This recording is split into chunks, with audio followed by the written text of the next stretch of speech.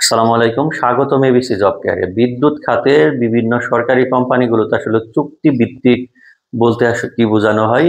নিয়োগের ক্ষেত্রে কিন্তু সার্কুলারে লেখা থাকে যে চুক্তি ভিত্তিক পদগুলোর জন্য বা চাকরির জন্য, ঠিক আছে?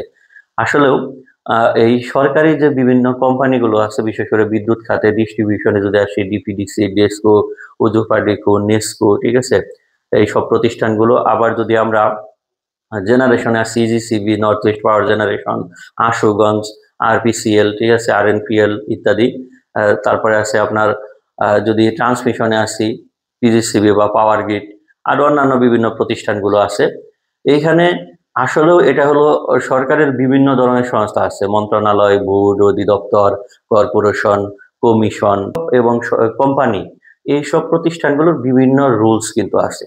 এই সরকারি কোম্পানিগুলোর এটা একটি রুলস রেগুলেশন বলা যায়, সরকারি কোম্পানি আইন যেটা আছে সেই অনুসারে, যে এই চাকরিগুলো ৩, ৪ বা ৫ বছরের চুক্তিতে প্রার্থীকে নিয়োগ দেওয়া হবে।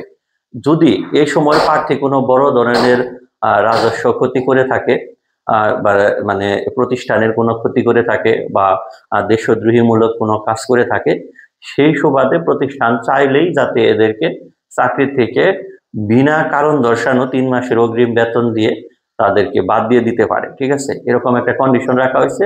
মূলত আসলে বিষয়গুলো প্রতিষ্ঠানটির স্বচ্ছতার জন্য। মানে আপনাকে যে সরাসরি সরকারি প্রতিষ্ঠান, রাজস্ব খাতভুক্ত চাকরিগুলোর চেয়ে ২ বা ২.৫, প্রায় ৩ গুণ হারে স্যালারি বেশি দিচ্ছে, সেই ক্ষেত্রে আপনার কাছ থেকে অবশ্যই স্বচ্ছতা এবং জবাবদিহিতামূলক কাজই প্রতিষ্ঠান আশা করবে, ঠিক আছে? তো এই কারণেই মূলত এটা এভাবে উল্লেখ করা থাকে। তবে আপনি বড় ধরনের কোনো কারেজ না করলে এই চাকরি কখনোই চলে যাবার মতো নয়, ঠিক আছে? কারণ আমি একটি বিদ্যুৎ বিতরণকারী প্রতিষ্ঠানে মানে কর্মরত আছি। সেই হিসাবে আমার চাকরি প্রায় ৭ বছর চলমান।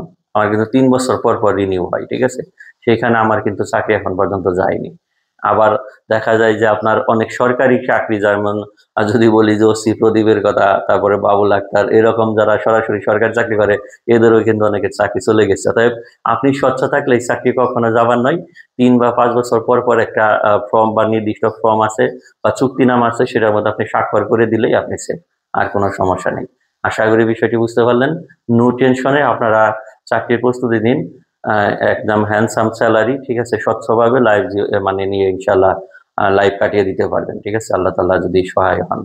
সবার জন্য শুভকামনা। আমাদের সঙ্গেই থাকুন। আল্লাহ হাফেজ।